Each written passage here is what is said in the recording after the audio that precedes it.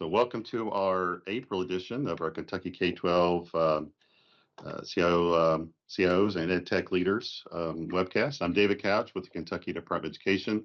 If this is your first time joining, we send this invite out to all district CIOs and EdTech leaders, our Office of Education Technology staff, as well as KDE leadership team, and our CATS partners, which are state agency partners and vendor partners, to join us once a month. So that is this. We have 7 poll questions that we will be giving you all today. Just a reminder, we switched from Go Soapbox to the Teams tool. So as we get to that particular section, we'll ask you to respond to a poll question. And those are very valuable to us. And we share with those the results live and then later on. So obviously, if you want to add to that later on after we initially do it, you can do so. I also, every month, besides sending the agenda, which I sent on Friday, I send you a summary of the previous month that you can use. And also, we spent quite a bit of time last month on the topics of the Kentucky K-12 CIO Summit that we had in March with the Kentucky, well, it's called something different now with with KISTE at that time. And so we're going to go over and we're going to finish those today. We got through 3.5 of the 5, and we're going to go through the rest of those today. But I sent you the feedback that we got from the 23 tables of folks that we had, district folks that we had there on the question of AI and the CATS funding and the couple parts of the cybersecurity. So I encourage you to kind of take a look at that feedback. That was the first time we, besides when we were at the event, we've actually sent out that format. We will send out part 2 as part of this summary, going through the other topics that we'll be covering today. So we'll send you out that part 2 next month. So we'll start out with, Jeff, we're all wearing our STLP stuff, and I'm rocking it, and I've been rocking it. We're at the KD leadership team meeting, our jersey that we're supposed to wear, our uniform, we're supposed to wear at the event. So I modeled that for folks. So we're making final preparations for it and the announcement. So, getting here soon, 23rd is right upon us. So, Jeff, what final announcements you'd like to make about the upcoming state championship? Well, we are 1 week away from STLP Championship Eve.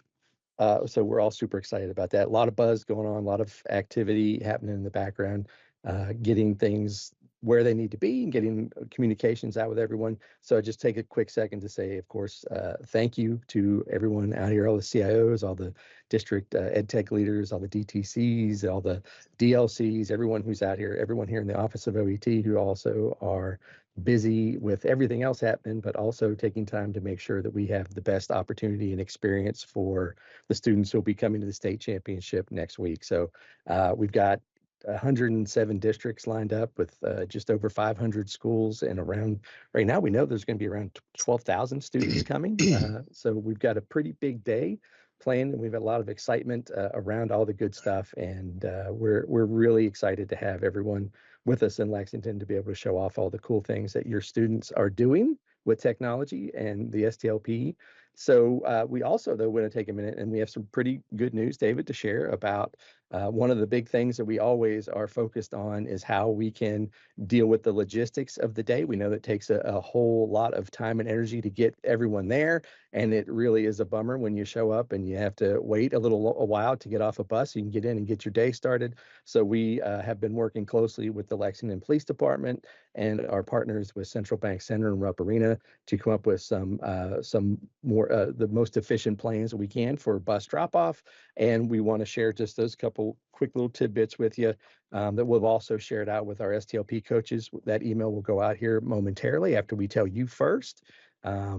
First thing is that with Lexington Police Department on hand, they will be handling all of the traffic decisions that morning. We have a plan in place, but they are ready to adjust the plan as necessary to move as much traffic through as quickly as possible to help safely get the students offloaded from the buses. We know that we have kind of two types of buses who will be coming through.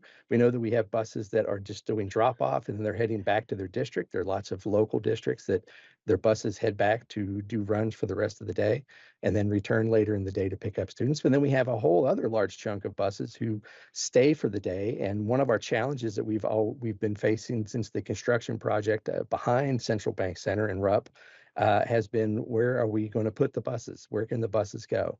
So we're really happy to say that we have worked with Central Bank Center, and we are actually going to be able to provide free parking for the buses in the High Street lot right across the street.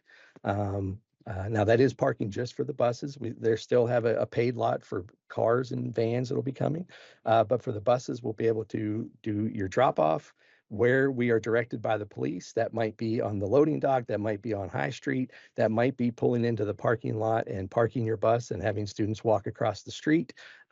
We are going to have multiple ways for students to get into the building, but we just were happy to be able to share that this awesome idea that you had, David, of let's just go ahead and make space for the buses in the lot across the street and take care of that for everybody. So that's the big news. Lots of big stuff going on. We can't wait for next week, and it's going to be fantastic. Last thing I will say, though, is if you aren't planning to be, if you don't have students, if you don't have STLP in your district, or you don't have STLP students that are planning to be at the STLP event, that's okay. We still want to invite you. You're still welcome to come. We'd love for you to come.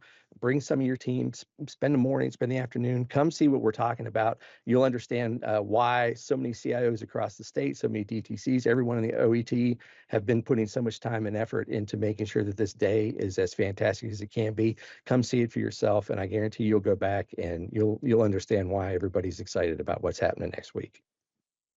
Jeff, thank you for that update. And part of it too with the buses, we want to make it convenient and make sure. And it always takes a while to get the bus drivers with that, and we'll have people there trying to get them to that right spot. But we want to make it safe for the students that are on the bus to get off and get reloaded back on.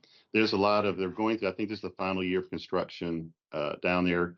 I was at the boys and girls both events, the Sweet 16 and basketball, and then the NCAA tournament. And whenever I go to those kind of events, I'm kind of looking from an STLP perspective of how things are working and to see the parking there, but also, just sitting there going, we're going to be here soon. This is us, and the other really cool thing, as big as those other events are, even Comic-Con, is this is the biggest event, the Lexington Center, as far as taking up square footage of Lexington Center and Rupp Arena that they have all year.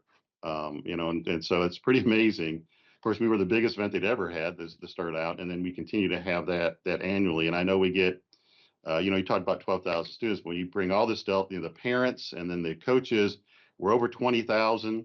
I would say approaching 30,000. I always say between 20 and 30,000 will be there. So it's a big event, and as I always say, my favorite work day of the year. So appreciate all the work that Jeff and Matt are doing behind the scenes to make this a really good experience and opportunity. And I appreciate what districts are doing. And as you notice, whenever I, give the opening for that, I always, ask the students to thank the people that made that opportunity possible, because there's a lot of good folks behind the scene volunteering their time. And we have tons of volunteers, as you know, Jeff, from our staff to rest of state government staff, to our vendor partners, to our district partners, that give of their time to make a great opportunity for kids. And so looking forward to doing that, our STLP, our Student Technology Leadership Program State Championship on the 23rd of April. So Jeff, thanks for that. And I think we got it. I think we got things in a pretty good spot here before we start that. So thanks again for getting that ready for us. You bet. Thanks for the opportunity. Marty, I wanted to take this before we get into some other subjects, and we're planning for professional development and training this summer. You wanted to make folks aware of some EdTech professional learning and the learning calendar of events already scheduled and available. So I'm going to let you go ahead and do that.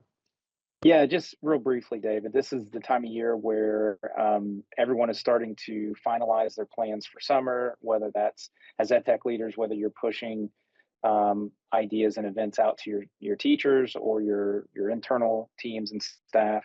There are already shaping to be education cooperative events planned for the summer. I know VEC is planning an event. GREC is planning a big event. KEDC is planning a big event. Of course, IFL, a huge high five to the Fayette County team for continuing to host an event that has 60, 70, 80 district participants throughout the state, different district participants. So just wanted to put a plug. We do have a calendar where we try to capture all of these events, whether they're out of state events that have a lot to do with education technology, such as ISTE or COSN, or in-state events throughout the summer. And if you go on the Kentucky Department of Education website and just do a search for digital learning, that page will pull a calendar that shows these events. Huge pause to push for the Teach Me events that the Digital Learning Coach Network across the state has planned and established, and continues to grow and be more awesome year over year. And so those events are published as well. So just wanted to make sure that you're aware of the events that are out there, and just plug to go visit that calendar, and continue to plan for professional learning throughout the summer.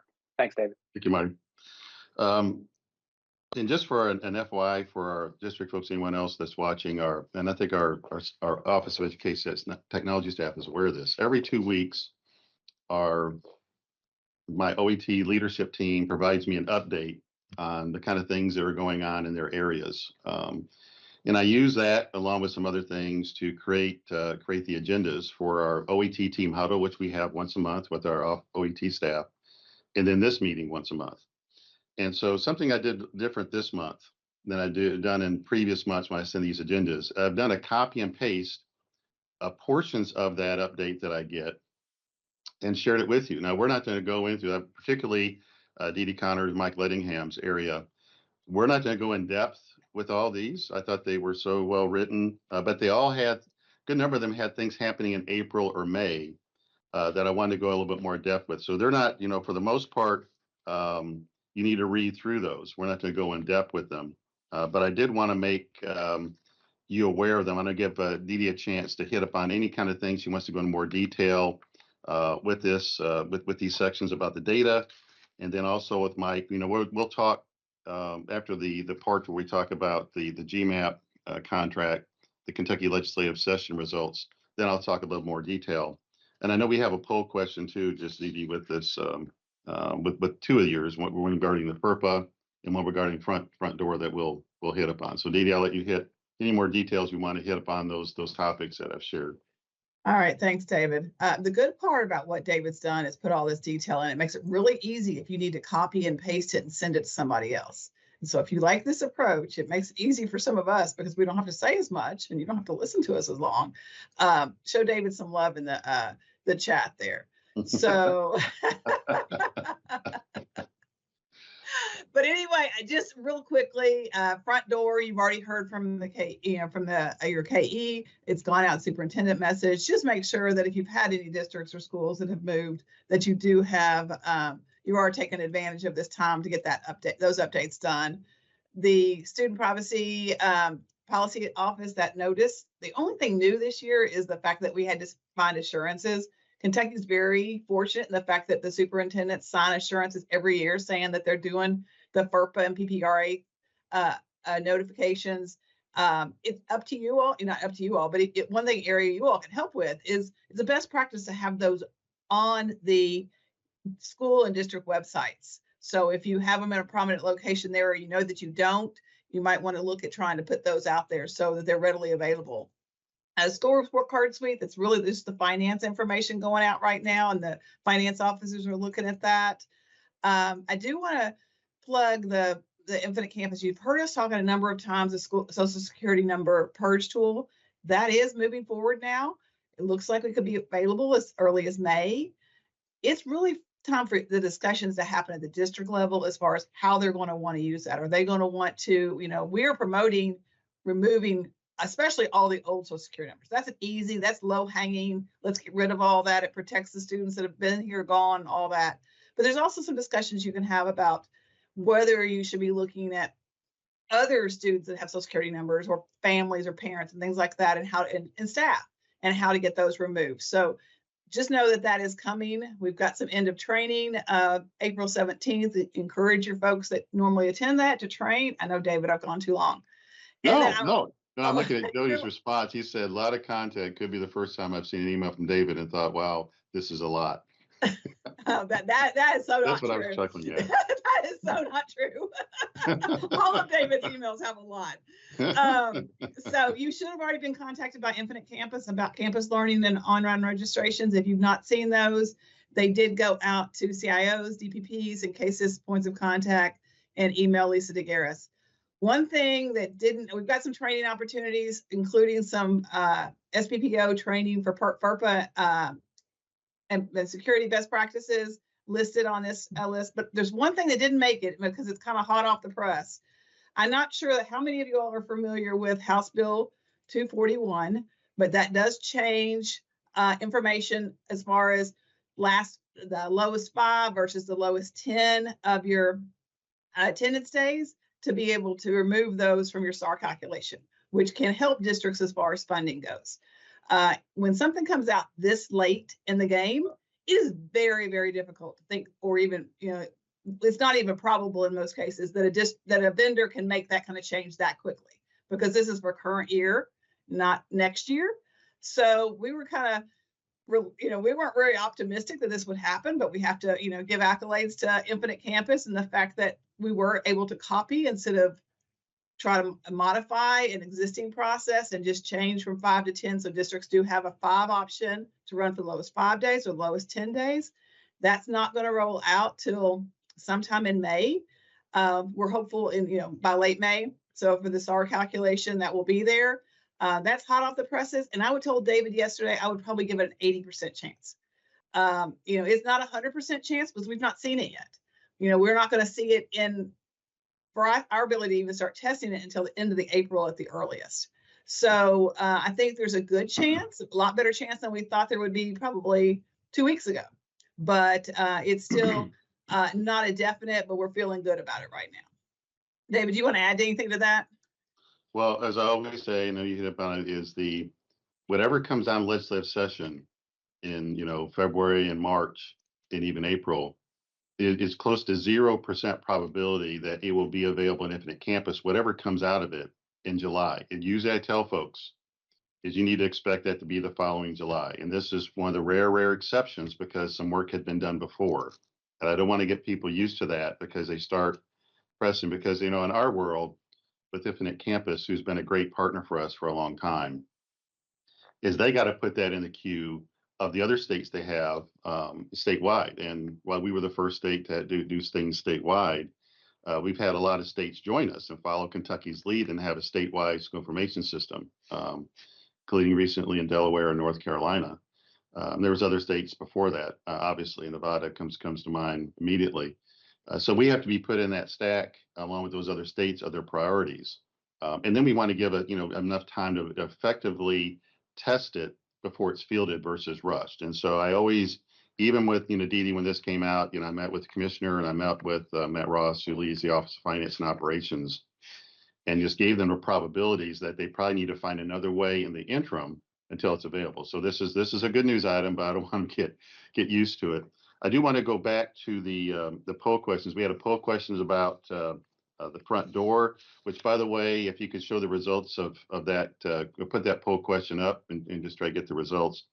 That is a greatly valuable tool to way beyond just K-12. It helps K-12, but I can't tell you how much that helps other organizations in Kentucky, state government and local governments, by identifying where school buildings are, and including emergency response types of organizations. It becomes, Bob Hackworth is our representative in KD of the geographic. What's the long name of them, Bob? The geographic organization that you participate in.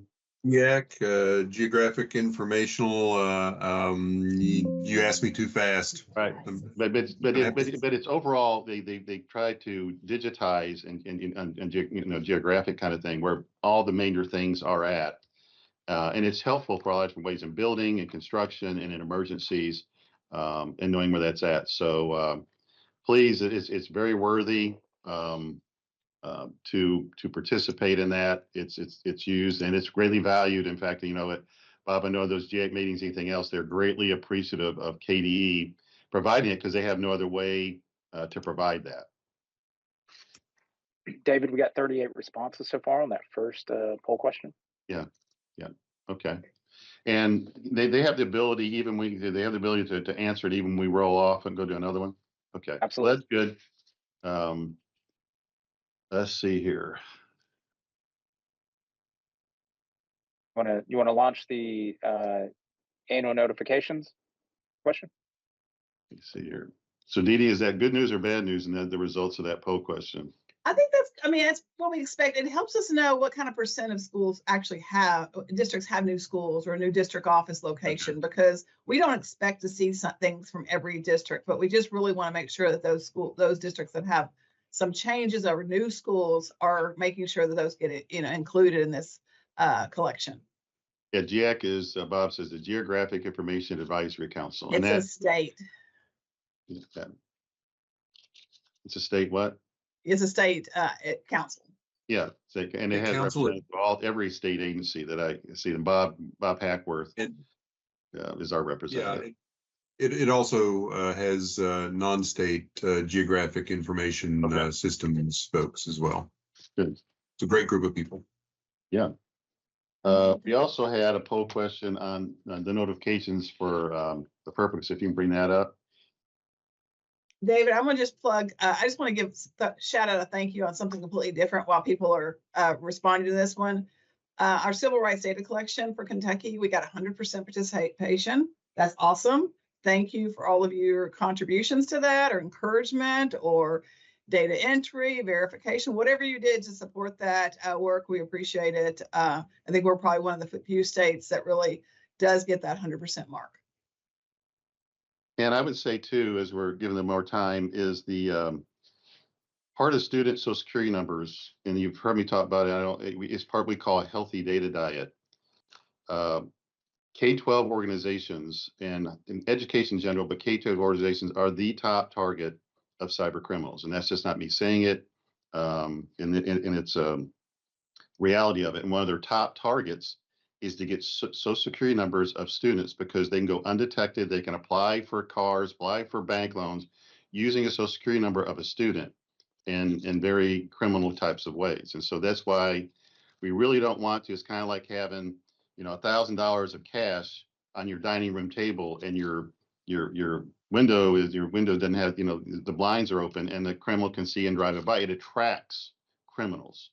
You take those out, they're less than likely to try to break in and get what you have. So part of the discussion is, for sure, on a healthy data diet, students that have graduated long ago, there is close to zero reason to keep their Social Security numbers. Now, you got to keep transcripts, I understand that, but Social Security numbers of these students, on these other systems, and all the other data associated with it, the health data of these students that graduated 5, 10, 20 years ago, it's tough. It would be tough to defend to parents and those students if the system got broken into, why they were still there. And that's what happened with another school information system we described with Power School. Is there was a lot of that. They had a major breach in that system, and what they found is lots of students that had graduated long ago were still in those systems and districts and at Power School. And that's just that you're never going to be on high ground discussing that with parents why you still had that. The other part of it is, what ages do you really need to have their Social Security number in there? Do you really need to have first, second, third, fourth graders? We've been in discussion with some other organizations that maybe use their high schooler information, but I have great difficulty in understanding why students, before high school, need to have their Social Security numbers in a system, and just make it so attractive to cyber criminals to break in. But this gives you a tool, as Dee Dee says, for districts to purge those in your systems. That's a tool that we work with Infant Campus to put in place, and for just this specific purpose. And we are hoping that you educate the right folks, and do not wait till a cyber breach occurs and folks are asking, why did you have all that stuff stacked up? Particularly parents and students that graduated long ago. So David, I think we had good feedback on, I'm jumping back to the poll question. We had good feedback. Yeah. I would just ask the districts that are not sure, they know they don't, talk to the people that are responsible for those. if you read that SPPO annual notice, there's a lot of interest in this. There's a lot of looking to make sure that there's compliance. There's some new things in some of the stuff that came out. So I think having your notices on your website is a best practice that, as questions continue to come in and we have to promote, provide information, be able to show that Kentucky's setting a strong example for other states in doing this would be a great thing. Yeah, Do you want to go on to our last two questions, or do you want to maybe put them out there and go on and then come back to them at the end?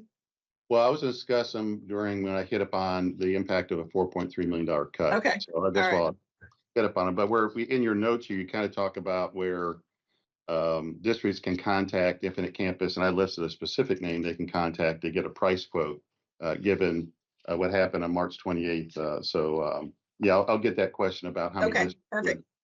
We'll continue to use that tool at that time. We'll discuss it. And of course, we have some good training dates and have some positions open. So if you know somebody, let us know about the two positions that we identified there. Okay, Mike, I identified district technology plans and offers of assistance and contract bids and the Kentucky Summit Assessment Test coming up here in Windows. So I'll give you a chance to get up on any more details that are not already there in writing.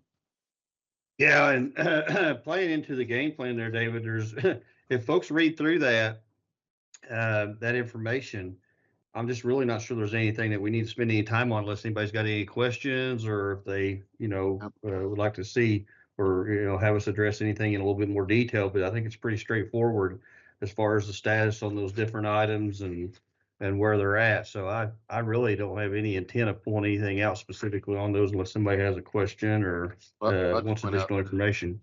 The district plans are due today. There's some other stuff due today, but district plans are due today on April 15th. I know that stands out. I think it's always good, even for our own staff and our partners, to kind of see how the KETS offers are working. And we do it in two phases. A lot of that is based upon the E-rate rebates that we get back. That's why we have a second offer. We use the first offer for what's in the core budget, and the second offer is totally made of the E-rate rebates that we get back from our Kentucky high-speed internet services that we have to all school districts. And we take that and turn around, we give that to an additional offer of assistance to our district. So the key part of our funding stream are those two. And we'll talk about the E-rate here just a little bit later on, a key component of it. Right. As we get to that. And just we're always aware of the assessment windows and sensitive to that. In just the grant system, we try to make you aware of, even though you don't own and operate or pay for certain state level systems, we like to make you aware of them because your district folks may be interacting or providing data for that. So the grant management application planning system is definitely one of those that falls in that category. GMAP is used for a wide variety of reasons, so we want to make you aware of that contract award. All right, the next topic we'll hit upon is the results of the most recent Kentucky legislative session. The laws and regs that made it through the finish line that are EdTech related. We on artificial intelligence, I provided you, and it's on our website, a lot of information that's been provided to our Kentucky legislature, including presentations on it. And so mainly around AI, it really has to deal with state agencies versus school districts. So none of that came out in this legislative session regarding AI, but we have provided an abundance of guidance to you about how AI relates to Kentucky K-12 districts. Including some other organizations that we get, I'm part of, the Southern Region Education Board, which I'm a member of that group's committee on artificial intelligence. And by the way, yesterday, that's led by our former commissioner, Stephen Pruitt. So I sent him the results of the feedback that I'd sent to you all about AI that we got from the 23 tables. So they got real-time feedback from a high percentage of school districts of the 4 questions that we asked about artificial intelligence, which he was very, very appreciative of. Probably the two that maybe we've already spent a lot of time on the virtual online component. And so I'm not going to spend more time on that one with it. That did make it across the finish line. Marty, I will later let you talk about how the traceable and inspectable communications will probably affect, our redo of a internet safety regulation and getting that reapproved. I did ask, and I don't think I need to follow up, and I'll make sure what the legislative intent was. I asked if the smartphone and social media just apply to the students and versus the K-12 adults. And there's parts of it that they put certain things in certain pieces of it. It does make it not clear and confusing. And I wish we'd have been a little bit more part of that process of writing that. Back in 1998, I was part of that process and actually part of writing that particular piece that went into law and regulation. And so they tweaked it some, and they put some words there like social media and didn't make it clarity. So it's my understanding that by law, this only applies to the students for the smartphone. And there's exceptions. If the student wants to use the smartphone, if the teacher wants the student to use a smartphone in the class, they can. And the social media applies to the students, but districts have leeway on opening certain social media tools if the teacher wants that available. From a KD perspective, OET perspective, we're not going to identify what is and what is not social media. In fact, you can do a quick Google search and go, what are the top social media tools that students are using, or K-12 students would use? It gives you a list. Pew Institute, PEW Institute did a good study on this. New Pew Institute and that topic, and they'll talk about TikTok and Instagram. Trying to remember the top three. TikTok and Facebook wasn't there, but as most people know, our students aren't really using Facebook as much as the adults are using it. But it gives you, and we'll give the districts will describe and come by how they define social media, and those are some good resources to point you to. By law, we have to modify a reg that's around that. So, Marty, I'm going to let you talk about that a little bit later, unless you want to talk about it now. No, I actually think we'll hit those when we review our CIO summit. Both of those statutes. So we'll let you. We'll just go through that. And do you want to do the poll question later? Because we had two poll questions. You want to do it when you go through the CIO summit part? Okay, we'll shift that to that. Okay. If there's anything else with that that comes into play, unless I see a Snapchat maybe, yeah. So I'm just looking at the chat, see if there's anything else that any kind of questions districts may have on that to respond to it now. Let's go to the next topic. A couple of these are not good news items and items of concern, but I'm getting ready to hit on next. On March 28th, the Department of Education here in Kentucky got a communication from the Secretary of the National Secretary of Education, indicating that as of March 28th at 5 p.m. is when we got the note, that items, and I sent you a note on this, that had been previously approved by the U.S. Department of Education were no longer going to be considered approved. And that ranges from districts that are in the middle of a construction project, districts that are in the middle of buses being bought. And I was in a KD leadership team meeting talking about that, where the district put their upfront money in expecting reimbursement. And there's different offices in KD that were impacted. Ours was a $4.3 million impact. And I went to the detail with that a bit. Is the biggest one from a cybersecurity point of view is the $3 million out of that 4.3. That's a pretty substantial and devastating cut to us. That is beefing up our existing Active Directory system to provide multi-factor authentication, a password reset, and detailed reporting of any kind of suspicious activity you may see within your environment. Those are the Microsoft A3 licenses. So we're beefing up Active Directory as we're transitioning from Active Directory to identity automation. Now, identity automation will already have these tools in it, the MFA, the password reset. But what we're paying for is roughly $1.3 million. And this is really the last phase of it, to beef up Active Directory. And we use these kind of funds to beef that up as we're making the transition over to identity automation, which costs around $1.6 million annually.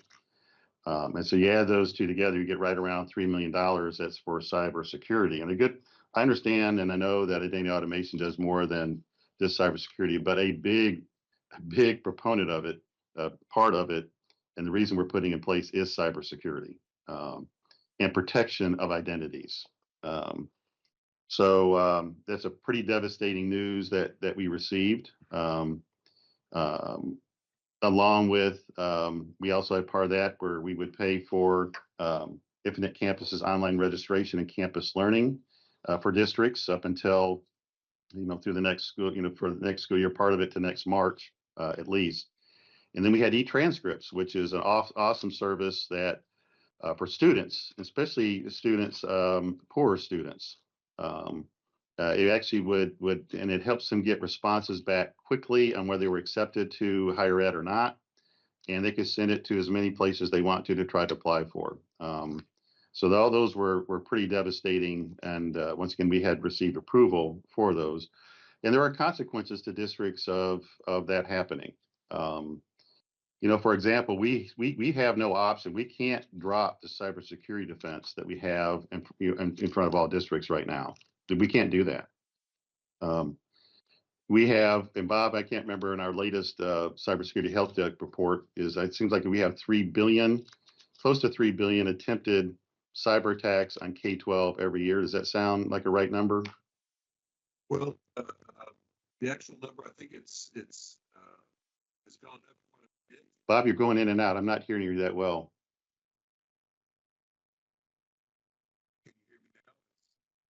Nope. I'm not hearing you, Bob. Okay, you have to. But is it higher or lower? Just do. I see you. I don't. Way higher. Okay. All right. Just put in the chat what it is. Whatever that number is, it's incredibly high number. And you can take the spotlight off Bob. Whoever put the spotlight on. Put the spotlight off of him. But it's a really high number, and we cannot drop the cybersecurity defense. So we're going to keep that in place, and we're moving forward with the completion of identity automation. Oh, it's 137 billion. Oh my gosh. Jeez. All right, that's a big number annually. So with a B, so we can't drop it. And so the immediate consequence is, one of the things is the area that this most likely come from is our contingency funds and or our offers of assistance. Maybe not an immediate one, but a future one. So it definitely will have an impact on one or both of those to help pay for the continuing on that service. Infinite Campus and the with the online registration and campus learning. We have sent things out to districts to say and get quotes for how much that costs. We're trying our best, as I can remember, Dee, to get special pricing for the next school year for districts. But after that, then they'll be probably paying. We've talked about typically buying at the state level, we can save 50 to 100% in what districts would have to pay. And we're trying to minimize that the best we can for those services. And we're still taking a look at if there's any funding sources. And in context of everything that are happening, I'm going to share with you some other federal funds that are being cut on short notice. If there's contingency funds or ability to pay for that Infinite Campus service for one more year on behalf of districts. But as a good contingency planning, we need districts to plan that is right at this time. That is not going to happen. I think this is a good part to ask the poll question regarding Infinite campus learning. We are interested in, we have paid for that service on behalf of districts with the COVID relief funds. I don't know if it's 2 or 3 years.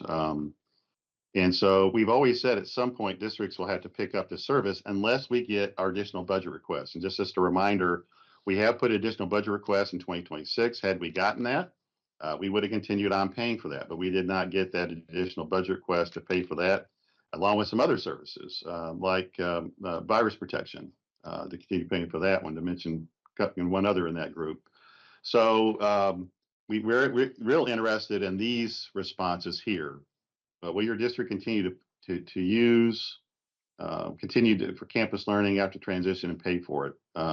We'll have the same kind of question for online registration. That gives us a real good feel, for the best of your knowledge, what that answer is.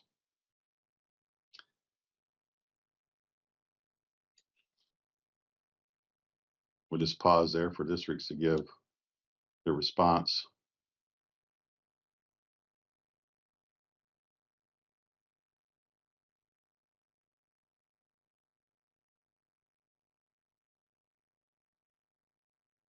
And David, both of those questions are launched. It looks like we Okay. have 40 responses on one and answers Okay. are coming in on the other. Yeah, and part of this, maybe the technique is we got to let's release the question early as we're kind of talking about it, so we have more time they can do it. Online registration. This is an important one, for us to hear. And then what this would mean is districts have to pay for this on, it's an unplanned cost at, at the time that they thought they had at least one more year to do it. So initial response is that, and this is, Dita, we've talked about it, greatly valued by districts, this online registration. It makes it better on parents. It makes it better on the students. A much better experience. It's much better on the school versus, showing up right that day and trying to get everything done. This was incredibly valuable, as you can recall, the early times of COVID, to where, we were doing online only, and they allowed a way for people to do registration without coming to the school building. Very valuable, and the product has really been really good as well.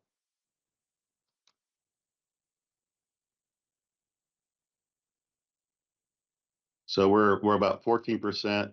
Don't know, there was that X%, and we knew there was X% didn't use it, don't want it, even though it was available to be paid. I'm not sure. Okay. Well, educate me. Do they still have a chance with these poll questions to answer them throughout when we go by it? They do. Absolutely. Well, so if you've not got a chance, these are, I got to tell you, so valuable in educating folks here and making decisions on that. For example, some of these numbers are really low. We'll go, well, do we really need to try to find money to help pay for these two items if it's not really valued that much in districts? To me, it really says a lot if a district is willing to spend their own money to pay for it, even on short notice.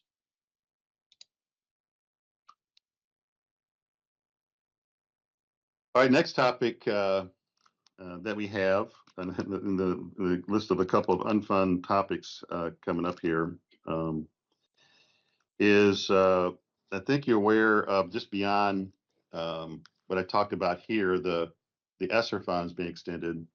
There has been other things that have impacted education technology, and I'll give you an example of some, and I've not talked about this before. Our equivalent that we used to work with at the U.S. Department of Education, the Office of Education Technology, is totally gone. There's nobody there any longer.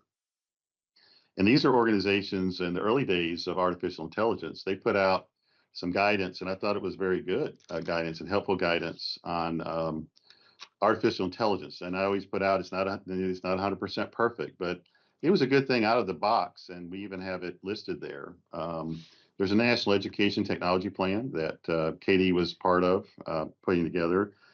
So that office is totally gone. The National Center for Education Statistics, Dita, I know you work closely with that organization, is nearly totally gone and not coming back. And it's not like we're getting the money, just so you know, is when they're eliminating them, it's not like that money is flowing down to the states to do things. And I think that's a key component, is to explain, as these things are disappearing and being removed, is it's not like it's flowing down to us to say, okay, the state level will do that or somebody else. It's just being stopped. So I know from the data, there's a lot of federal requirements still in statute to supply data. I'm not sure who's looking at those, because given a lot of people we would have sent those to are gone. And NCES, if you look at, just do an NCEA study, Google, you'll see they do a lot of studies, helpful studies, I would say, in comparison, and doing comparison between states, how they're doing in academics and beyond academics. Very helpful comparison. I'm always into, being a competitive background, whether it be sports or not, how am I doing compared to others? And that lets you know how you're doing compared to others. And so, that those kind of reports and that kind of research is not there. And that's not something the agency can take on either. And I make that teaching point it's not like these monies that we're doing that and paying for the staff up there and paying for this work to be done is flowing down. There's no indication that that's happening or ever will happen. We're still supplying the data. At one time, the data system that we supplied it to was not there. Now it's back. But if we have a problem supplying it, there's no one there to ask questions. Is that right, Dee Dee? Is that the right way to frame it? Yes, Right. that's correct. That's correct. I mean, even if you look at David, I signed up for some of the FERPA trainings. The people that have been around forever, like Ross, that have always done those FERPA trainings, it's all new names. It's contract. It's brand new people doing things that they're continuing. It might be not be the people that you're used to working with. Yeah. Or if anyone there at all. I also had a discussion with Kentucky Educational Television yesterday with their leadership group regarding their finances in a role that I play for KT. And I asked the question, and I knew this somewhat, but how much do they depend on money from the federal money from the Corporation of Public Broadcasting? And this was around. This was yesterday morning. I asked them to brief the other members of the KT board and during that discussion on that. That funding is about 13 to 14% of the KET budget. Now, just so you know, I think it was in October, November, we spent quite a bit of time sharing with you the services that KET, Kentucky Educational Television, provides to our school districts. PBS Learning Media is an example of one of those. It's used heavily. While you and your current role may not be aware of it, your teachers are. It's heavily used in their school systems. And if you take a look at just the local broadcasting, that federal money, it does pays for 65% of what KT's broadcasting is here in Kentucky. 65% of the content they create. Think about Kentucky Tonight kind of programming. That's what it pays for. So on my drive home yesterday, I had this thing pop up that there's been a proposal to remove annually 1.1 billion from the Corporation of Public Broadcasting from their budget. I mean their entire budget. And this has a more devastating impact, just not on PBS nationally, but local broadcast stations like a KET and all those across the country that are in the same situation. And it'll be financially devastating to them if that funding is 100% cut. Now, this was a proposal to Congress. Doesn't mean Congress has approved it, but that proposal came out yesterday afternoon. And so keep you informed of that. That's something we've talked about. There's a possibility of happening. Another possibility, I don't know if, Bob, we have you back on audio, or you can just walk, if you're here, just walk in the office here. Is Bob on? Am I back? Hello? I can hear you. Yes. All So right. Bob, Okay. another big service that I want you to talk about is the federal CISA service. You're going to talk about that a little bit. Is how much we use that threat detection tool. We districts use that, and how much that's valued. But you got notification. We got notification. Also, the Consortium for School Networking put out a communication a couple of days ago, along with Government Executive Magazine, talking about the devastation and the big cybersecurity risk to all of us, way beyond K-12, but K-12 and government organizations, of taking away a cybersecurity defense at the national level of these organizations like CISA. And I remember before you were telling me 300 positions have been cut, but at that time, it wasn't impacting the CISA services, these federal CISA services that are so valuable and used by us and KDE, as well as districts, a high percentage of districts, and they value them. But there was just word, I think another, is it 1,200 positions have been identified to be cut? Does that sound right? Yeah. About 1,200 positions. And so that actually would be up to about a third of the CISA staff are looking to be removed. And whereas the previous cuts had focused on election security and fighting misinformation, these are for threat detection and just general threat detection. of partners and people who work with CISA. And so I have not gotten word yet that the external vulnerability scanning service that we currently receive from CISA, which is phenomenal, by the way, I haven't gotten any sort of word or hint that that's going away. That service actually predates CISA a little bit by, just a little bit of time. And so, I'm not, I don't think the sky is falling yet. However, we just don't know. And so there are some significant concerns. I've got significant concerns about that, as a matter of fact. And we actually have a poll question for that, David, if you're ready. Yeah. And my concern is that we want to make sure that we have something, or that we want to know what each district's ability to move forward without CISA giving us this external vulnerability scanning service might be. And so the poll question, is, if that service ends, will you find and pay for a similar service from another vendor? In other words, with your current understanding of this external vulnerability scanning service and the benefits it provides, is it important enough for you to pay for it if the free version goes away, essentially? And so we kind of want to get a sense of that.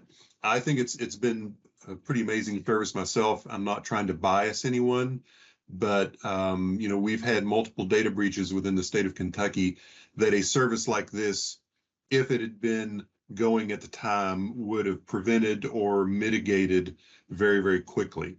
And so I think it's, for my purposes, very valuable. And I want to mention this, it's not like when I say these funding cuts, the money's coming down to states, just like the 1.1 billion. If that's cut from PBS, it's not like the money is then going to KET. This is another example. If this money is cut of the positions that currently provide this service, it's not like that's coming to OET or KD to provide. In fact, we could not take that on. I position that we would need, X number of brand new positions with a new funding source to take that on. And so this is a word even to our OET staff. That's not, there's a level that your plate is so full, you just can't keep on taking on stuff. And definitely in this kind of short kind of duration.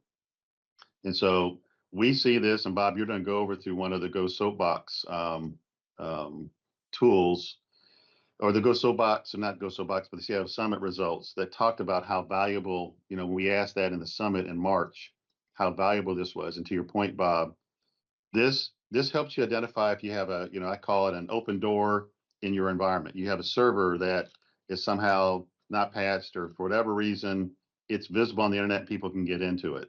You have some networking component that for some reason was left wide open and allows a cyber criminal to crawl in it. This is a wonderful tool, free, that could be done daily, weekly, monthly. We use it in KD. Yeah, we use it here. So, and I know that the way the question is phrased, it may not really gauge the impact of whether or not you might like it, but just know you're not going to be able to pay for something like that. And so I get that. But was really hoping to see kind of a sense of what everyone thought of it in terms of its importance. So it is still helpful. Yep. Thanks. And we're right at kind of half and half right here too. As a matter of fact, it's 55% yes, 43%, 56% yes, 43% no, right at the moment. And what that means is, for the 50%, no, this leaves us really vulnerable. So definitely, yeah. It's a, the next point I make is I don't think, Kentuckians in general, overall, just forget K-12, recognize how much federal funds that we use in comparison to other states. Definitely Kentucky, as the information I sent you all today is we are a top 5 state, in fact, number 3 on the proportion of our budget in Kentucky being dependent upon federal aid. So any of these cuts to federal aid, we mentioned a couple of these, are devastating to Kentucky and Kentucky services. And so, we got a communication from the U.S. Department of Education, we being KD, about Title I money. Particularly, I think there's, I don't know if it's Title VI, Part 6 of that. And districts will get something too from the commissioner as well about that portion, but that's a huge part of funding for low-income students, and to make sure that's not impacted the best we can. I do also, real quick, want to say that the money flowing into cybersecurity goes from like the Department of Homeland Security out to a lot of different agencies via grants and other types of support. A lot of those have essentially dried up, meaning that they've been pulled back, stopped. And so other services like MSISAC, which is the Multi-State Information Sharing and Assistance Center, they receive, tens of millions of dollars from Department of Homeland Security in the past, and have also been a group that provides, free services to schools, state, local governments, that sort of thing. So those services are at risk as well now. So it's not just one group and then we can find other options. It's like a lot of these groups have been somewhat dependent on the federal government for a lot of the really meaningful services that help K-12, in addition to your local governments and other groups, going away. Thanks. On E-rate, there is good news, but I also want this good part to educate folks on how much money E-rate brings in. I think folks, I always have to tell folks to realize that the importance of E-rate eligible contracts to us is so crucial. Our dependence on those is so absolutely crucial. And in the recent applications for 1 year, for the next, really I call it school year, but fiscal year, there's $44 million worth of applications by our Kentucky K-12 school districts for that 1 year, and 10 million for KD, and that 10 million is from our Kentucky K-12 internet service. And so obviously we count on that with $10 million to bring in E-rate rebates, which we in turn, a large portion of that goes to districts in the form of a financial offer of assistance, which they match equally. So that's a big dollar figure that brings in. And so we were closely looking at, and Scott. So David, I was going to make the comment that is the absolute top number. That I know, that's what he applied for. That is what's been applied for. It'll never be exactly that number. It'll be some number below that, but obviously the closer we can get to that, the better. Yeah, that's what we applied for, and that's what's been, hopefully we get, but it won't be more than that, and it could likely be some less, but that's a big number.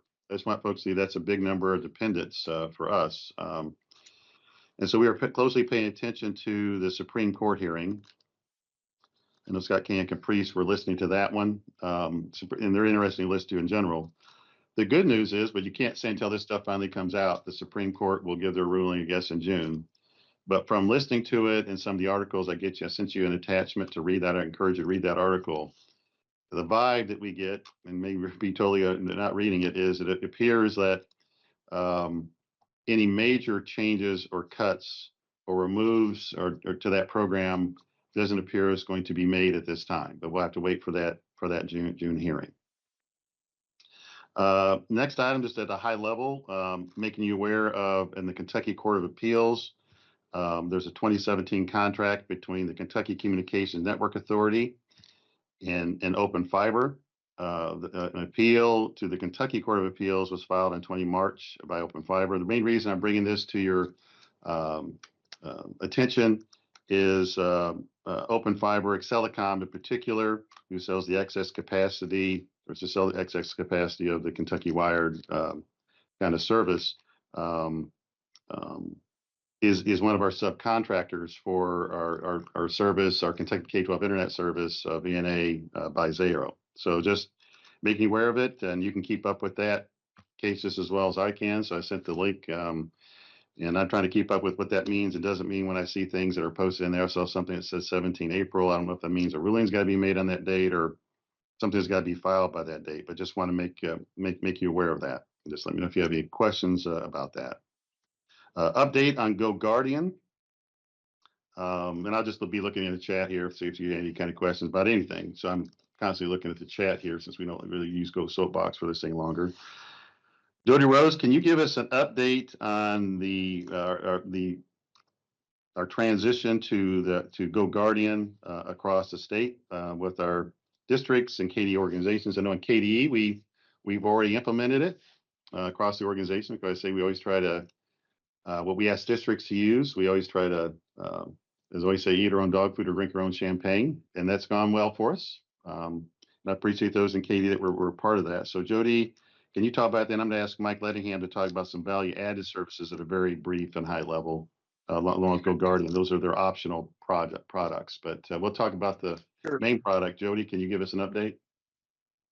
Yeah, I can, David. I appreciate. I was ribbing you earlier about the length of that email, but honestly, it's a good opportunity to just pause really quickly and just thank our CIOs, because I don't know if you realize it. I know you do, David, because you've asked us to do so. But like every month we have a staff meeting, and part of that staff meeting, you ask the field to kind of give our whole office an idea of everything going on in our school districts. And so I think when we kind of go machine gun style with all these critical things we talk about, sometimes it's easy to think we lose sight of the fact that we don't see the impact that this has on our school districts, and we do. And so I just want to thank everybody, because I was kind of looking at the list that I had made, and it matches up with everything we've talked about today, whether it's tech plans and budget conversations and prepping for STLP and cybersecurity. You know, you got to drop everything when you have floods and weather events and deal with NTEI and just the end of course assessment, everything that has such an impact on our technology leaders. And so none of this gets accomplished without the strong partnership and cooperation of our districts. And so just a quick thank you while I butter you up, because I need some help on this Go Guardian project, right? But you know, when you think about how the project's going, honestly, it's going well. I feel like it's a big week for us, David. Our first districts are approaching and crossing that finish line. I know even with, you mentioned KDE, like, you know, we've had those final few devices that we're working on and making sure that everything's just as we want it. And so districts are doing the same thing. And so we're getting some of those districts that are approaching and kind of crossing that finish line, saying, okay, we're complete.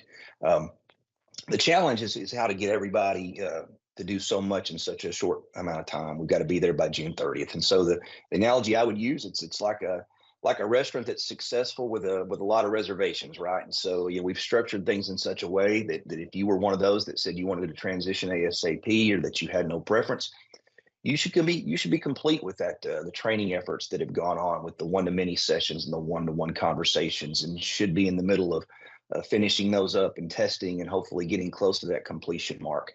We had another group of districts that kicked off yesterday with their one-to-many calls, and so they're in the process now of scheduling, scheduling those one-on-one conversations. And we've got a final group that they got notice yesterday that they will start those conversations in late April and the early part of May. And so, you know, it's like that restaurant analogy. If everything were to flow perfectly and everybody shows up at the table when they said and completes their meal and moves on for the next group, we'd be fine. And so the challenge, of course, is sometimes you get let's just use David as an example, right? If he sees somebody at the table next to him, I don't know how long he's going to stay. He may want to stay and chat for a little while, or maybe he doesn't. Maybe doesn't make a reservation. He just shows up and wonders why there's not a table available, or makes a reservation and doesn't show up. All of those little things can kind of complicate things a bit. We're going to work through it. We're going to get there. But my ask of school districts would be, if you are in that position where you've had that training, or you're supposed to be scheduling a next step in things, to just please do so, because it gives us the best chance of assuring that you've got access to the support that you need. And you're also helping your fellow districts, because we've got so many people trying to accomplish so much in a short period of time. But no, things are going well. It's just a lot that's going on pretty quickly. To add to David's final point there, and I'll pitch it to Mike, you know, not every conversation has been about the project. I think Go Guardian has come in as a new partner and said, like, hey, tell us about Kentucky. Tell us how we can do better. Tell us how it's being perceived and how things are going. They've been quick to reach out, for example, with, you know, districts impacted by floods and things. And we appreciate that. And they're trying to be a good partner in that regard. But they've also asked us some things about like the value add services. And I know you made mention of that. And so Mike may want to touch on that for a moment as well. Yeah, I'll hit on that. I'll make a comment. I don't think you said this, but I know in a conversation with Go Guardian last week, they're going to be at the STLP event next week. So I'll give them a plug. Yes, we've got Go Guardian representation coming next week. Yes, thank you, Mike. Good mention. Yeah. They are, and again, another effort they're making to be a strong partner. They want to see what all this is about, and man, they are in for a treat. Yeah.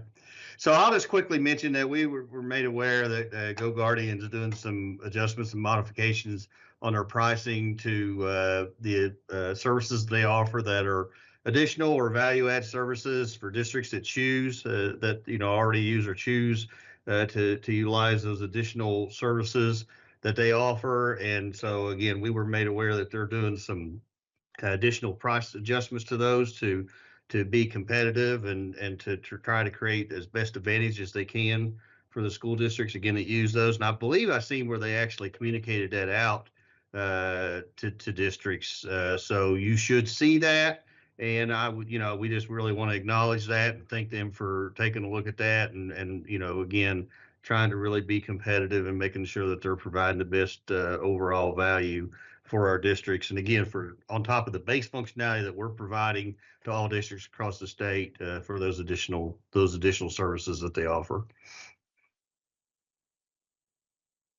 Okay. Thanks, Mike. Yeah, and that's honestly, I think that gives us a good feel of where we are, David. If you've got questions or whatever, we can certainly continue. But I did want to circle back. Lamar Miller was talking about asked a question or made a comment about, it's not Go Guardian related, Jordy, so you're off the hook about what I was mentioning with the Kentucky Communication Network Authority and Open Fiber. So his question is there no more information on the Excelicom lawsuit thing? It seems very important to us and needs more attention.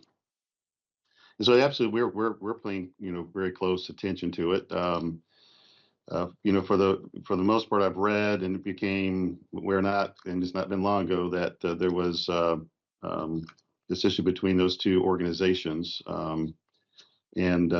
so been paying attention to what's been filed, and so there's obviously there's a contract in place, and there was KCNA is notified that Excelicom that their intention to cancel the contract. I can't remember, don't know. Typically, a lot of those contracts were for a 30-year contract. I don't know if this was just open-ended, but good number of that when that initiative was set up was like for 30 years. So this was their primary excess capacity provider for that service for KCNA through what they call Open Fiber, which is also called Excelicom. And so Excelicom, filed requested for an injunction for that not to occur, to cancel the contract to the judge. And that documentation is available. There's lots of documentation trying to figure it all out and reading it. So I read it. I attended. I just sat in the audience and just was just an observer to that. What was happening, because in the courtroom, just listening to it. And so there was the judge. They resubmitted to the circuit court judge here in Frankfurt, and the circuit court judge did not go along with changing his mind about not approving the injunction. So it's now gone to the Kentucky Court of Appeals. We have been in communications with ENA, who's the primary contract holder.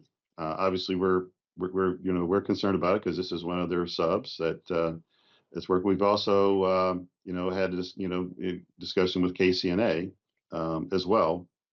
Both those organizations. Not really directly with Excelicom about this because they're a sub of ENA, and that's ENA's responsibility to have those discussions with them. But obviously, we just celebrated not long ago had a big celebration of our Kentucky K-12 internet service, and it's a very successful service. And we appreciate. I mean, it's all the capacity we have with it, the bandwidth, the reliability of it. It's been an excellent service. And so we had, ENA was here, and we had a celebration to recognize that back.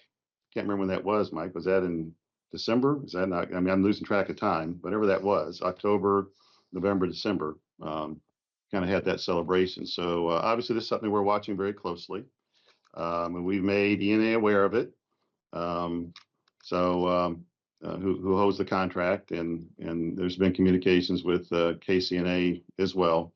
So that's something we're closely following up. If you're really interested in, or anyone interested in, I'll try to find all the legal documents that have been posted in that thing. And I don't understand 99% of it. So it's got a lot of legalese in it. And there's a boatload of, you think this email was long. That sent you an invite. Wait till you see what's all in that going back and forth. But just let me know if you're interested in it, and I'll share those with you. I think I don't think there's a reason I can't share them with you. I'll confirm that I can share them with you. Because, unlike the Court of Appeals, and thankfully, the first time I was actually in a circuit court, I've never been in a court before. So I had to kind of understand, you can't bring your own drinks in, by the way. I knew that. I found that out. I tried to bring my drink in. You got to go through a metal detector. And so I kind of find out how they operate a little bit. So you can't get these when it's going to the Court of Appeals. You can't directly, someone like me can't directly go and see what's been filed. I had to go through our KD legal office and they shared it with me. And so at this point, we're to the Court of Appeals, and you kind of can see if you click on that link, it's kind of the things there, but all the documents. But if you're super interested in it, let me know, and if I can, I'll send you all that stuff that was sent as part of that to educate on if you're really interested in it. But it's something we're closely keeping up with.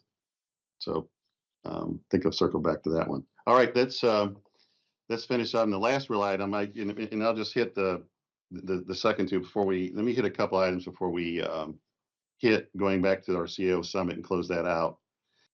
We're going to have a special webcast, and I originally announced back in 2024 about the transition of virus protection for districts to no later than 1 July 2026. We actually had an internal OET discussion. Was it yesterday? Losing track of time. I think it was yesterday, right?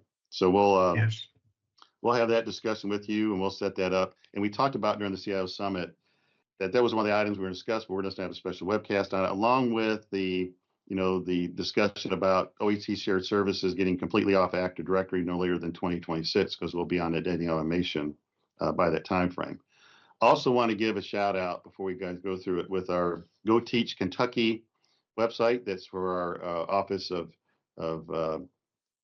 really the one that works with teachers and educators and leadership. And the Go Teach Kentucky is a great site for existing and new teachers. And Marty, I know you're involved with that. I know, Gary Bachman was involved with that effort. And I was at a KD leadership team meeting yesterday, and they were giving high fives to Gary. Actually, I walked in with Gary on our way into the building today, and it made me blush how much they were giving him high fives. So it is well deserved. Very, really good site. And Marty, I know you're also working with them and our staff is something to try to reduce their number of phone calls and using an AI tool. That office gets the most calls than anybody else. Licensure and effectiveness and educators, they got all that, those calls coming in. If they can help out, reduce their call rate and get the answers more quickly to folks, and that would be a good thing. Also, the KEPS program, this is the Kentucky Education Replacement System. We also talked with the right folks in Meredith Brewer, who leads that organization that's involved with teacher effectiveness and leadership. That we worked on Go Teach is they really thought they were going to be able to had identified a funding source to go out to bid for the replacement of KEPS, and they do not have it. I think they'll try for it again the next legislative session. And I'll just make my point I make every time. The biggest problem with KEPS is not necessarily, I think, the data, the system. It's the data not being kept updated in it. So if a teacher leaves or there's a vacancy, it's not quickly posted that the vacancy has been filled. And so the biggest complaints we get is the data is outdated, and it's true. Districts, don't immediately update that when a position's been filled. Therefore, they get the frustration of people trying to apply for it, and it's already been filled. It was filled, months ago. So, but that's a system that you all don't directly interact with, but you have people in your districts that do want to give you an update on. And just remind you for leases, if you just do leases over 100,000 on our KD website, it tells you exactly, what you got to fill out, who it goes to. The lease process is almost 99.99% a legal process. Our Office of Education Technology is involved close to zero. Field staff is involved with zero. Probably the one that deals with it the most is me. 0.001% of the time is really a legal office thing. So just want to make you aware.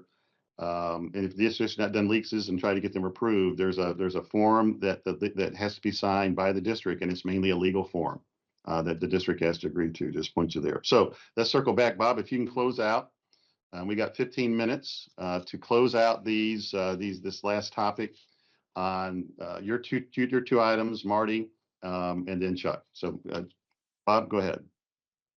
Okay. So can you hear me? Ken. Okay, that's awesome. So one of the last couple of things that back at the summit, we had a couple of questions left. One of them, are you finding value with the CISA external vulnerability scans?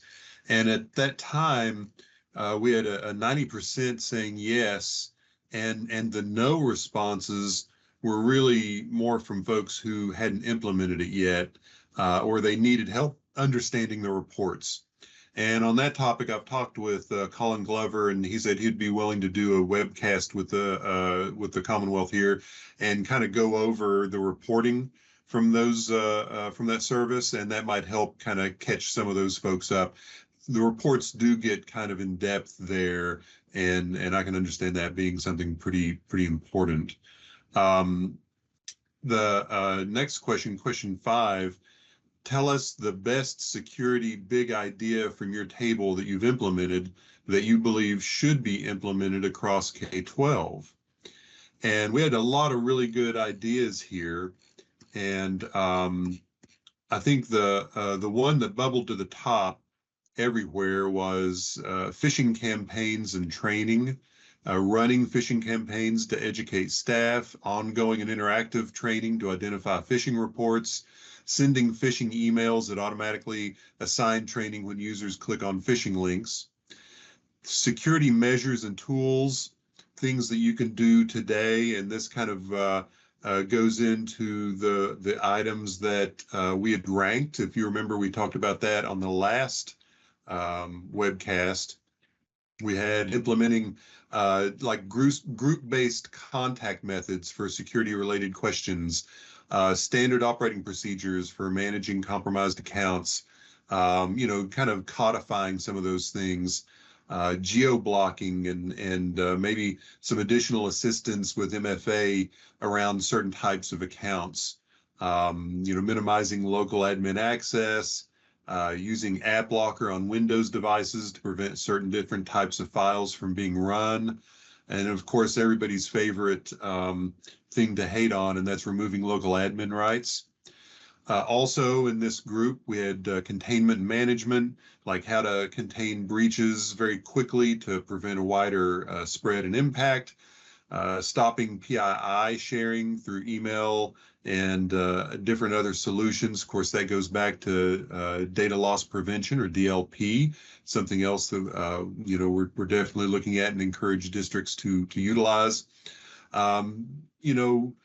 Doing more reporting and getting more information about your audit logs, having some sort of a tool that digests ingests all of your audit logs and provides some sort of alerts when necessary, when the tool automatically sees things that are kind of out of place or that it thinks are out of place. Highly encourage that. Incident response and testing, tabletop exercises. That's something, again, that you can reach out to Colin and he would be more than happy to kind of help out with. Some districts have already done that and found that to be super useful.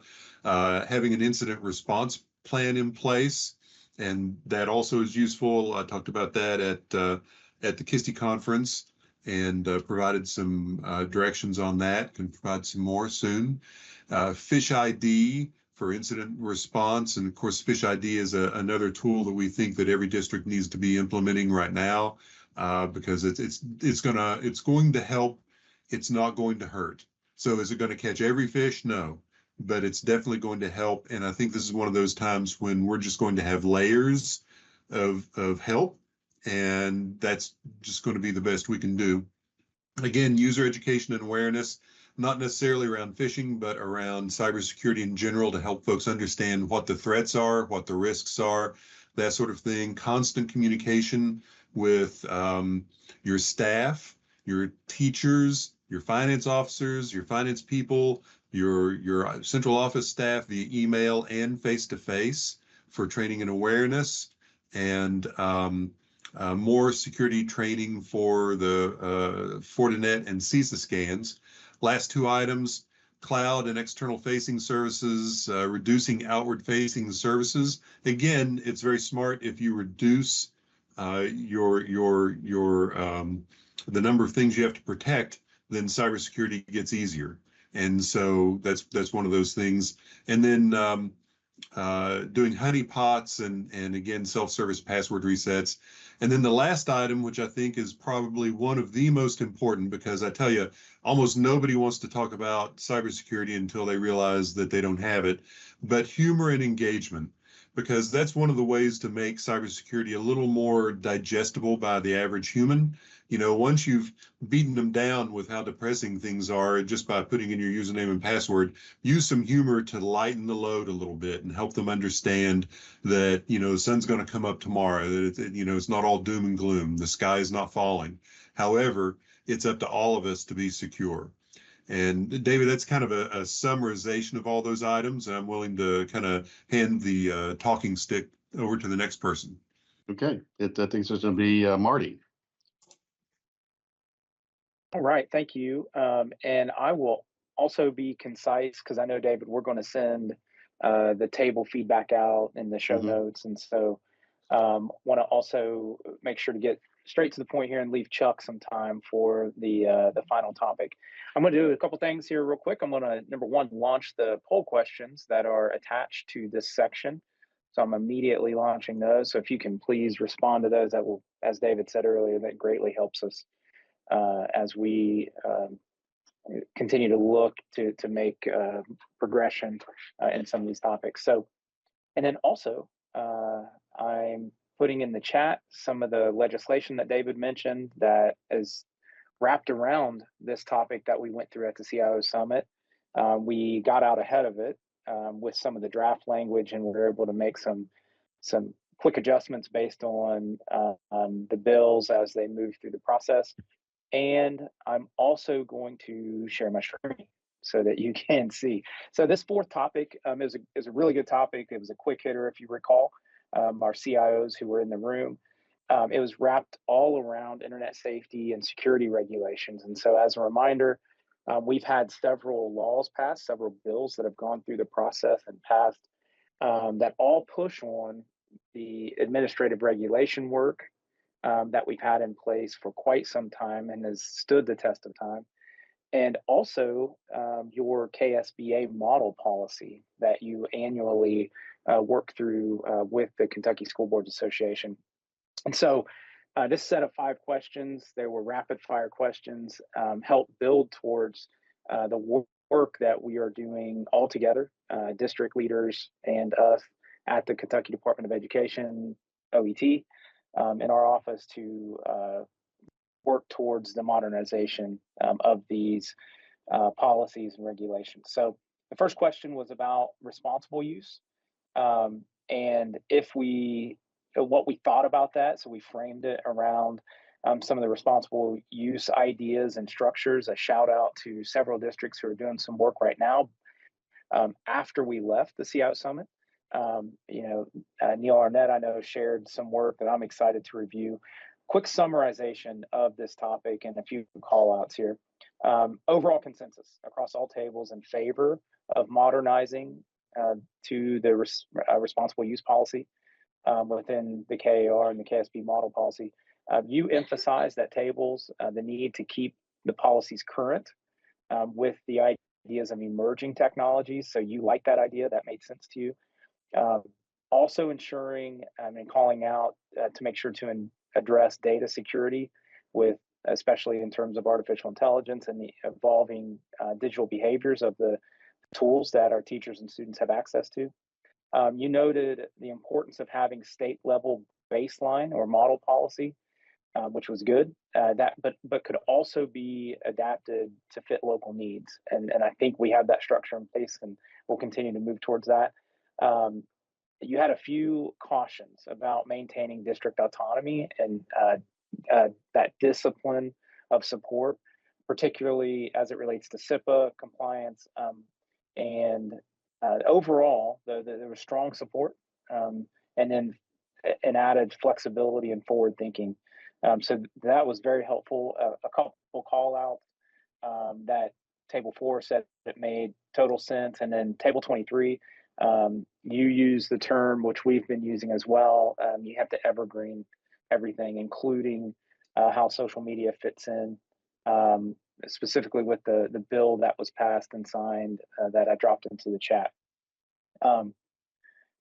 question number 2 was about formally adding an opt-out model. And so the quick summarization is that most tables supported the formal adopting of this kind of model, citing that you cited that there were benefits and simplified workflow, simplified administration, faster provisioning of accounts and devices, knowing that the current model today tends to hold on those things until you get those signed opt-in models. And so, of course, this was just for students.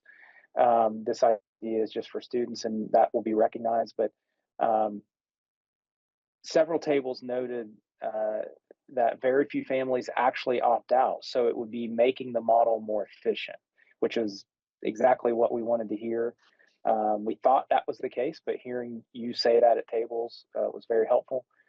You did have, so there's some concern or caution that was raised at tables that we want to recognize and continue to move forward cautiously about how to handle instruction for students who do opt out. Other tables responded to that, kind of saying that, we already have those provisions in place for students and families who do not want to sign or opt in to that responsible use policy. So a few tables preferred the current opt-in model, which is good. So that tells us to shape it around a either or approach in the language that we're using. And then there was some express confusion, and I think that's helpful for us to make sure that we vet the language that we're approaching. Overall, strong interest that you provided from tables in an opt-out model, provided that we have clear supports and accommodations working with the Kentucky School Board Association on that. Question 3 was all about emerging technologies. Are you in favor of including emerging technologies such as AI? Obviously, this was a real quick slam dunk. There was super strong support, nearly unanimous, we would say at this point. Adding that to the existing KSBA model policy as opposed to a separate policy, we thought that would be the case. And we had bounced that idea off of several EdTech leaders and CIOs, and the room overwhelmingly supporting that. You emphasized the single consolidated policy is more manageable and future-proof was the word used, which we love. And so that was very helpful. Many cautioned against narrowly defining some specific emerging technologies like AI. So again, that evergreening approach, that future-proofing approach. So instead, you favored at tables general adaptable language that allowed you for some more flexibility, avoiding like the rapid obsolescence of some of these terms. And so that was helpful. And so I want to jump to question number 4 because that drives directly to the mentions that we had earlier. David mentioned with the bills that were passed. I did launch the poll questions, which we will review before getting to the final question at the summit with Chuck. But this is House Bill 208, and this recognizes prohibiting cell phones and social media.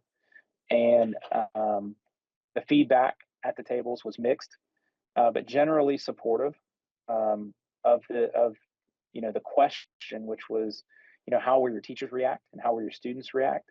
So generally supportive toward prohibiting cell phones. Felt like teachers would generally get. However, there were a few comments that at tables, there was a couple tables like table 23 who said teachers are going to be frustrated and parents will have issues. And so that was on the teacher side of this question, that was an outlier a bit. So we recognize that. The summarization for students was that student reactions are expected to be largely negative or confused at first. Many students will be unwilling to give up their cell phones. The tables thought that parent pushback would be identified as kind of a significant concern at the school level and district level. So that was a general consensus at the table. We have received additional feedback from after the CIO Summit, which again recognized, student groups have shared that the first couple of weeks, these new policies are tough, as their school had implemented prior to this bill passing. And but after those first couple of weeks, it actually has been it's been an interesting response from students that they've met with kind of understanding, if you will. So some districts already use some tools like, and this was tables cited at the summit, that using tools like cell phone lockers or storage bags, and some tables got into the actual implementation of these bills. So that was interesting to get that feedback. Others mentioned that there are going to be challenges with things like smartwatches and workarounds that students are finding on their Chromebooks, and so identifying that it's a potentially a people problem versus a tech problem. So overall, though, there was broad teacher support, but real concern about the logistics, consistency, and local community reaction from parents. And then finally, David, question number 5 at the summit on this topic, we got to district approved, inspectable, traceable electronic communications. As you mentioned earlier, David, that's Senate Bill 181. That was passed. The bill itself uses the term traceable. We think about it in terms of inspectable and traceable. I think this feedback, kind of summarizing it, is that we'd say mixed feedback here in summary. Most tables agreed that full compliance with Senate Bill 181 will be a significant challenge. That was what we wanted to hear. We needed to hear this, not that we wanted to hear that it would be a significant challenge. We did think so, but getting that feedback was helpful. A few tables talked about some of the tools that they have already implemented and paid for and implemented, such as Parent Square, Remind, some of these enterprise level approaches that are inspectable, that are traceable. But most tables noted that the implementation is uneven, and that not all communication is inspectable or traceable if staff, coaches, teachers are using personal or unauthorized applications. And I think that's the whole point. I think the takeaway on this one, the point I'll end with, is the idea, the terminology of heavy lift was used multiple times, that this is going to be a heavy lift to implement. And so we're going to continue to watch that. We'll all work together to help district by district, region by region, to understand what that heavy lift is, and as we all work together to hopefully lighten that load a bit. So Chuck, I'm going to jump to you. I think we're going to do, Marty, is this. I'll make another audible. We did the summit summaries last time. Is we took a month, we did a different one every month, and we tried to lump them all in here. We're done to. So I'm going to shift Chuck's to next month. Not that it's not important, but I'm just going to shift the technical learning network to next month, so you didn't have to rush through it. I do think it's important here in the early days to kind of close out your part. We're going to make the change, or propose to make the change in this coming December, because in the August timeframe we do the KETS budget master plan, and we don't want to and there's a time frame everybody's got to have it ahead of time in order to do what we need to do. But we'll take a look at, in the early days of KETS, when this initial law came out in 1998, really we just worry about email communications, and we focus people on communicating by email with student to adult and student to student in the official capacity that they're doing school-related information. Obviously, text messaging back and forth between a student and adult, K-12 adult, becomes problematic, and it's led to some problems. And there's some other systems that districts are using for communication back and forth between them, may not be inspectable at any time, and that's the key component that we'll put in here. The communication must be inspectable at any time by the right leadership and positions in a district, in a school.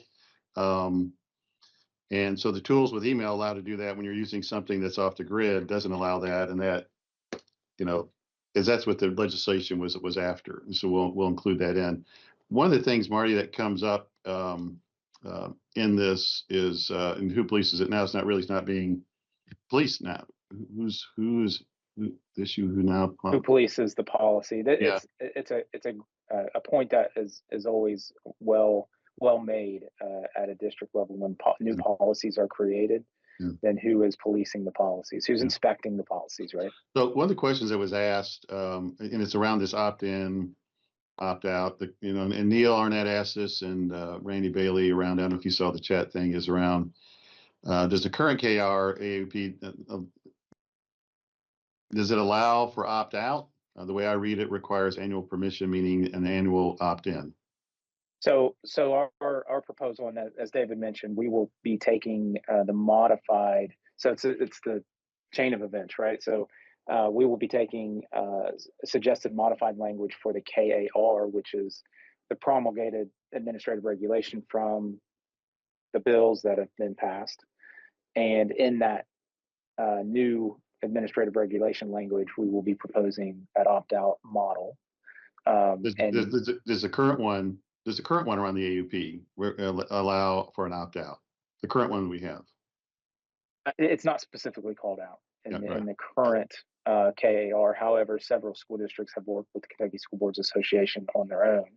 So we're trying to align all of the pieces and parts from the bills to the administrative regulation to the KSBA model policy.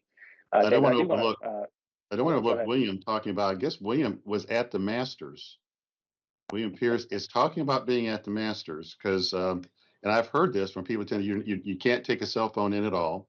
Can't run. Can't take a cell phone. You can't run while you're in there. So that's pretty cool. I mean, and there is something about getting away from it, even for meals, getting away from the phone. I know that's one of the early things we had to have with families, and I can see in schools, that's what around social media. And I sent something to you all. Is I can see districts, it's their call. How much of this, whatever social media they allow, is it a distraction to the learning process in the school building? That's going to be the main driving force with what schools pick to block and not block. So if TikTok is one of those and Instagram is one of those, and they're looking down out all the time, or they're text messaging and they're getting, in tussles and fights there, or and then they're totally distracted. That does make sense to me. It's interesting over the past 10 years, and you kind of can see mental health of even, the smartphones of people putting them down. You've heard me fuss when I go to I'm always surprised when I go to the YMCA to work out, all the people looking down at their phone, sitting on the machines or looking at them. Put your phone away. You can do it.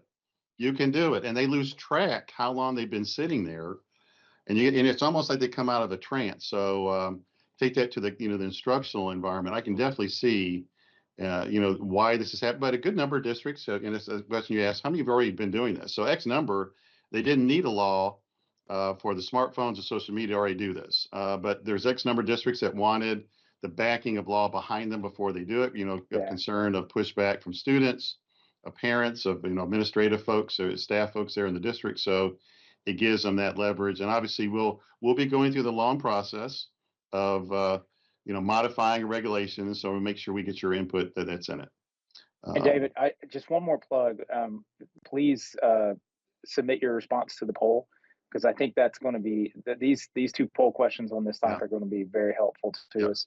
Looks like we have a good number who've responded on the adult teacher side, but not as many folks have responded on the student side. It's just a yes or no. And then same Stella. I feel you there. Is there a way to pop that back up again, or you just? It's available if you just tap the polls in the side. It'll be in the side window.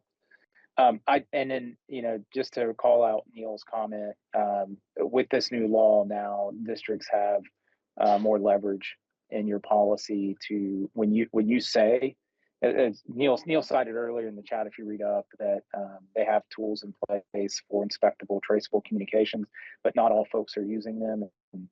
And with this new law, you now have more leverage to work in partnership across your district to ensure the best you can that folks are following those policies, and if not, then steps that you can take. Well, thanks everyone for joining us. I know we went 9 minutes over. Apologize for that. And Chuck, will make sure you're up at the very top of next month. But a lot of stuff was going on here in April. I'm always amazed the difference between 1 month and another, but there's been a lot happening since the last time we spoke with you. So thanks for joining us today, and we'll see you next month. Take care.